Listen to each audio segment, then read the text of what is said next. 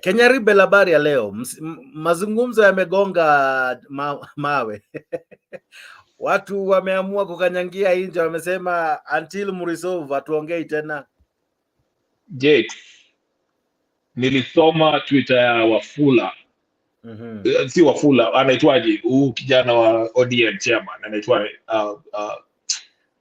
anaitwa nani? Chairman wa Azimio ama ODM? ODM. Anaitwa nani? Badi. Wacha Badi, yule mwingine, huyo ametoka Kakamega huku.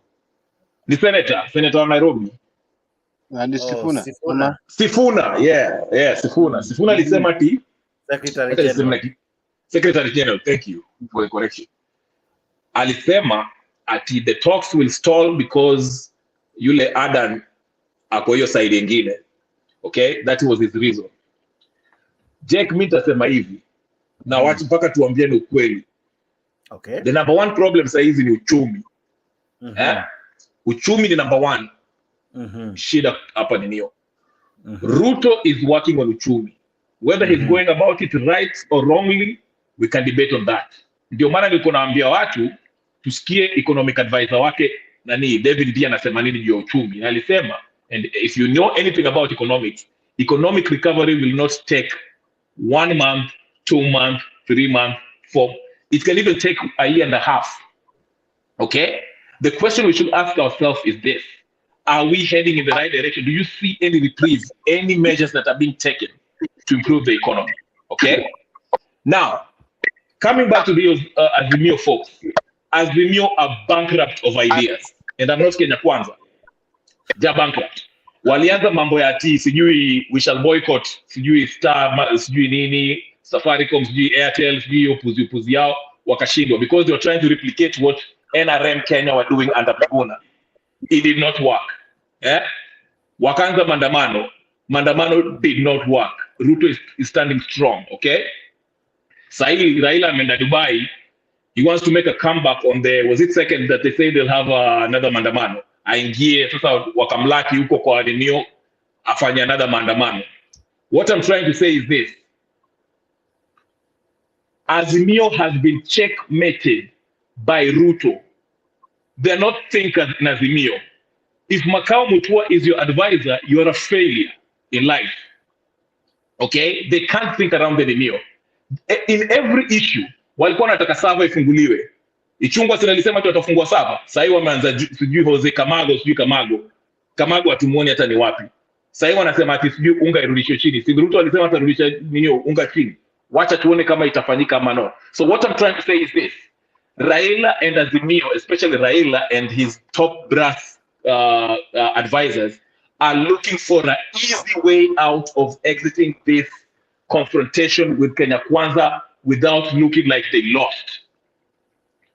Maandamano is their best bet. But guess what? Wataandamana do what they want to do. Like I say, wanataka waandamane, waanze kuchapana na polisi, alafu wakina nani, huyu Professor Bandia huyu anatoka wapi? Anaitwa nani? Herman Manyora and the clergymen. They'll come up and say, oh, Kenya is too big to be renewed. Wacha wakae chini waongee. No. Hakuna nusu mkate. Ukishindwa, kaa chini. Let Ruto handle the economy. If Ruto fails to improve the economy, we shall judge him rightly in 2027. Tutamtoa hata yeye. But give him chance, let him rule na afanye kazi yake. Wacheni kumsumbua na mambo ya maandamano na mambo ya ninio. Hamna reason ya kuandamana. That's my take. Azimio have failed. They've been checkmated by the Kenya Kwanza, unfortunately. And there's nowhere to go. Kenya Rebel, I'm sure Msimamo totally disagrees with you. But before I bring in Msimamo to ask you a question, I want to ask you this. As much as you say Azimio has failed, but equally, on equal breath, Kenya Kwanza has failed to deliver on its mandates and its promises and its pledges and above all its manifesto. Because by the end of the day, they said, we shall do. In fact, ile imezidishwa hadi wa sasa ni nitafanya miezi 3, miezi 6, next week. Unga ambao unataja bado haijashuka, na kama imeshuka ni kwa duka kadha na si katika unga zote, ni selected brands, right? Now when he speaks, he does not bring out the accurate picture. He paints a rosy, uturembeshea picha ambayo eventually haita happen. So why we feel, and most Kenyans feel, he's not doing the right thing is kwa sababu ako mwepesi kwa kuongea, lakini vitendo navyo kama jinsi msimamo aliposema ako na upungufu wa vitendo. So hapo ndio shida inakujia. So as much as you're saying Azimio is failing, don't you also think in the same breath Kenya Kwanza and its leadership is equally also failing? Good question. You can have a manifesto. Manifesto is a promise that what you'll undertake once you get power. Now, do you think implementing what you wrote in the manifesto will take 6 months, 1 year, or even 2 years? It takes time.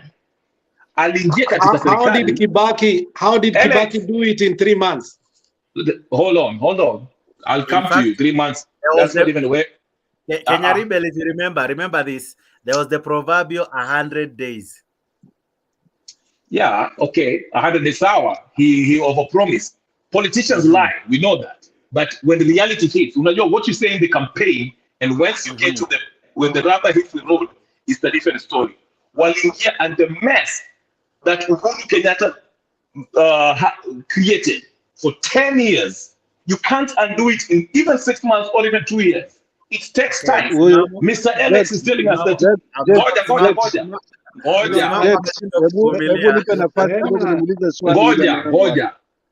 When you say politicians lie, when you say politicians lie, and you want us to accept that politicians lie, and therefore when they lie, it's us to understand the manifesto does not take 6 months. It baffles me. So you are legitimizing his lying in one way or the other. Okay, let me make it clear. They use hyperbole. Hyperbole. I'm answering question very quickly. Hyperbole. Okay, kuna mtu anataka kukuuliza, sijui ni swali, I think ni Sarah. Sikiza tu, I understand you, but allow them to also ask you. Because wewe ndo umefungua can of worms, eh? I like these worms. You like this show, but you are not capable of. Sarah, that's the problem. You like this show, but you are not good in Sina wajibu. Nani anaitwa Kenya nani? Anaitwa Kenya Rebel. Kenya Rebel anasema ati tumpatie time. Wakati yeye alikuwa anatamka kusema 100 days, alikuwa amechizika. Haya, sasa ni kama kwenda kuambia mtoto, ngoja kwanza Kenya Rebel, sikiza na usikize. Ni kama kwenda kuambia mtoto, ninaenda kazi, nikirudi nitakuletea chips, nitakuletea kuku. Huyo mtoto uende urudi na hajapata hiyo chips na kuku, nini itafuata? Atalia. What will follow? Ujue hiyo nyumba hautakuwa na amani. Kuna rebel ile itafanyika hapo. Hiyo jina yako rebel, kuna rebel ile itafanyika kwa nyumba, utashangaa. So hapa lazima tuambiane ukweli. Some of us, we voted for Kenya Kwanza. I personally, I voted for this gentleman, President Ruto, because alikuwa ameniambia na aliziambia watu ya Baringo, within 100 days, cattle rustling itaisha. Imeisha wapi? So mambo ya kupembelezana hapa, we don't want to sugarcoat anyone. Tuambiana hapa ukweli. Na usikuja hapa kupamba mtu. Tuambiana hapa live ukweli. Na Sara, hiyo ndio ninauliza. Uhuru yeye alidanganya. Uhuru alidanganya ni mbaya. Ruto yeye must be given time. So if politicians lie, then why do you reference Uhuru then? If politicians lie, why do you give a reference of Uhuru? Hakuna shughuli na mambo ya Uhuru hapa. Tunasema the current president. Don't tell us about the previous president. Okay, because he has put a reference on it. Okay. Wacha nijibu basi, simusikie. Wacha tuone akijitetea. Kenya Rebel jitetee. First of all, kuna kitu inaitwa hyperbole. Mimi wacha nijibu alafu tutakuacha uendelee msimamo. There's something called hyperbole. Every politician uses it. Kama unakimbilia ofisi kuu, you have to promise them, give a vision of how you want the country to be. Of course, you'll be painting it. Utaongeza skari kwa story yako na roiko yako. Okay? Now, when you get to to power, umeingia power, ukaangalia ile shida iko. And that's why I'm referencing Uhuru. We cannot withdraw and leave Uhuru out, because Uhuru was part of the problem. The mess that he made in 10 years, you cannot undo within 1 year. Now let's get into this administration now. What is he doing to help the economy improve? He mentioned in his manifesto, manufacturing is part of it. Okay. Now he did a deal with Amazon. Now that's number one. To create job creation. Okay. Production, food production for food security, which is also related to what? He gave the farmers manure and all that, subsidizing farming, supporting farmers to produce more. So within the next 6 to 1 month, hatutakuwa na shida ya unga. Unga will come down because we shall have more production of maize. That's two big things. Now, lastly, Deputy told us about this cash liquidity crunch that we're going through. He asked, should we pay our bills debt first, or shall we pay these our civil servants? Civil servants can wait for a month or 2. But we shall pay them eventually once we finish paying our bills. The bills that Uhuru Kenyatta gave us, the money he borrowed, we cannot run away from that. So we have to give this statement time. 2 years from now, if we don't see any incremental change in economy, then we can come back and say Ruto has failed. Lakini nyinyi mnamsikia yule mzee na wakati maandamano kwa sababu na yeye alianza hii mambo ya maandamano. Kenya Rebel we make point yako na najua msimamo ako na swali na Sara. Wacha nianze na msimamo. Msimamo maoni yako na maswali yako kwa Kenya Rebel. A very simple question ni ya huyu jamaa wangu. Ni kweli haswa civil servants hawajalipa kwa sababu Ruto anasema kwanza ni bora haswa tulipe deni ambalo Uhuru aliweza kulitengeneza, maana yeye ndio chanzo cha shida ya Kenya. Alafu ndo baadaye hata kama ni miezi 2-3 tutalipa hawa. Hilo ni swali langu la kwanza. Nitaka nimuulize hivi, ni shilingi ngapi zenye zimelipwa haswa kwenye madeni na zimebakishwa ngapi, ili sisi watu ambao tunatoa ushuru tuelewe kweli pesa zetu zimekusanywa ushuru wa miezi 8 ambao ni trilioni za pesa. Je, imelipa shilingi ngapi na zimebaki shilingi ngapi? Aniambie hapo. Hilo ni la kwanza. La pili, akisema kweli haswa ajibu hiyo alafu muulize ya pili. Hebu jibu hiyo. Amekuuliza swali, I think it is straightforward. The national debt was 9.7 trillion Kenyan shillings. Okay. 100 billion of that only was interest on foreign debt. Okay. Now, how much has he paid so far? That is a good question. I don't have the exact numbers now, but give me 24 hours. The next meeting, I'll come with an answer. If I don't have it, I will not have it because I can't find it from the government. They haven't told us yes. Let me not say that. I haven't done my homework on how much they've paid back yet. Okay, that's number one. Sante, but you cannot. But listen, but to a greater point, what I'm saying is this. Kabla nimpatie nafasi, nasema hivi. Kama walishatuambia hivyo, okay? In the next financial quarter, sema hata 6 months from now, hata even before that, 3 months, wacha 6 months. Tunaweza kujiuliza, tuulize hivi. Haya ulituambia the debt is how this is much. Ume collect taxes of this X amount. What is our national debt as it relates to how much we have collected in taxes? We can ask ourselves that question since he made that statement, which was 3 weeks ago, according to his top financial advisor, Mr. David D, who was rumored to be Kenya Rebel, as much as you are saying that katiba iko wazi ya kuwa ukifanya kazi sharti ulipwe. Hiyo ni haki. It is your right. There is no debate on are there debts, are there war, because by the end of the day you are not told kujeni kazi lakini mjue mtacheleweshwa mshahara kwa sababu kuna debt. No. You are supposed to be paid as per what you agreed. Kama ni Dex, you are being too lenient here. When we had our budget bill, the finance bill, that Muturi called the parliamentarians to come and pass. We already gave whoever, go back to the handsides and see what was written. We were so, yani tulipeana even more than tunatakana tupeane, that the next president in the next coming year should not have a problem, because we went through a very rigorous campaign period. And therefore, we passed a budget that has never been passed before. 1 billion for education, including subsidies. Not 1 billion, was it almost 100 billion for education, which 60% was subsidies. We went on to pass also some money that was supposed to go now about from 18% maybe to 21% to go to the county government. So the budget we passed is the one that should be working. Now, the question is, the little that we know is this, because this guy is trying to go round and round and round. We are still not working on Ruto's budget. Don't even talk about that, because then you will be conniving here.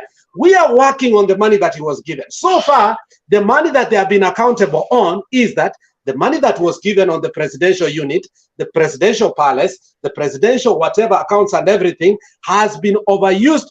The ones for 12 months, in 6 months was already overused, and he was asking again for more money. We are going again that money that did not exist, that has been given to non-existent office, non-existent entity of Mudavadi. Another money has been added to Gachagua. So when you are talking about that, and there is money already that is being given to non-entities, where is that money coming from? Already day one you came in, you gave the judiciary 800 million. Where did it come from? So when all these balaboos are being talked about here, I wonder if we know what economics is.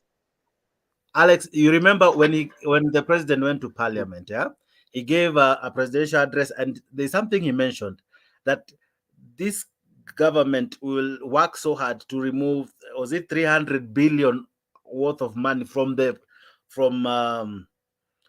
budget, so as to reduce the cost of living and all. I don't know if you remember, such a figure was mentioned, and someone was asking 320 billion. I remember. You remember those words? So what? Yes. Kenyariben, you're saying something, but the question is, there are so many things that have happened. Money has come. We are yet to see this money, including ile pesa ileto na the first lady wa US ya chakula, including ile pay bill Gachagua aliunda ya kusaidia watu wa drought. We are yet to see that money, if you remember correctly. So tell me, where is this money going? And counties are almost going on a strike. That is a good question. And I want to say this. Ngoja sana kidogo, tafadhali. Tafadhali. Mwache kunitesa tesa hapa bwana. Mimi nilifika hapa kitambo sana. Nini? Haya, ongea. Maliza basi alafu niingie sasa. Sara, ongea bwana. Hakuna mtu anacheza wewe. Sawa. Wacha Rebel amalize yake alafu niingie sasa. Haya, asante sana. Hatukupeni. Haya, nasema hivi. Karibu sana kwa show. Wacha nimalize kidogo. Karibu nasi, nipatie dakika moja. Nasema hivi. Here's the thing. And go read that article by David D called The Perfect Storm. Zile deni waliomba huko siku za uhuru, there's mature, they have to pay them. They have to pay them back. Now I'm saying this. Umeingia serikali. Deni ambao mliomba in the previous administration are due to be paid this month. We have drought, food shortages, na watu hawajalipwa. Okay? You don't have enough ukiangalia even our domestic debt. How do you prioritize who to pay first? Now, I'm not excusing Kenya Kwanza for the West that they've done. Hiyo mambo kama ya kujenga ofisi ya BBI sijui Mudavadi na hiyo puzi yote. Yes, we should condemn them in the strongest form we can, because that's unacceptable. But give the guy a break for God's sake.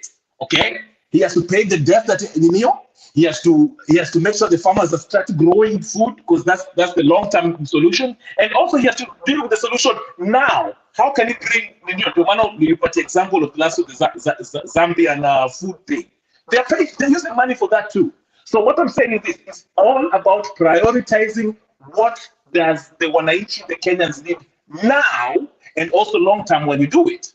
So yes, but you're right, as Sarah, Msimamo, and Nani, kila mtu amesema, there are some wastages that this Kenya Kwanza government have done, which we should condemn. That's all I can say. Sarah Kebon, before I bring in Nancy and Msimamo, I'm sure he still has so many questions. Jex, unajua kitu ile inanishangaza. Wala nitakimbia hapa nirudi kwangu, lakini nilikuwa na maswali mengi tu, lakini anyway, mama endelea tu, mama Susan. Mama Sarah service. Endelea Sarah. Niendelee? Ni swali ulikuwa nayo kwa Kenya Rebel. Sasa you know kile kitu inanisumbua akili every now and then. This government of mine which I voted inaimba tu kila siku we took empty covers. Empty covers gani? Na saizi Rigathi Gachagua ako wapi sai? Ako Botswana. Ako nchi gani sai?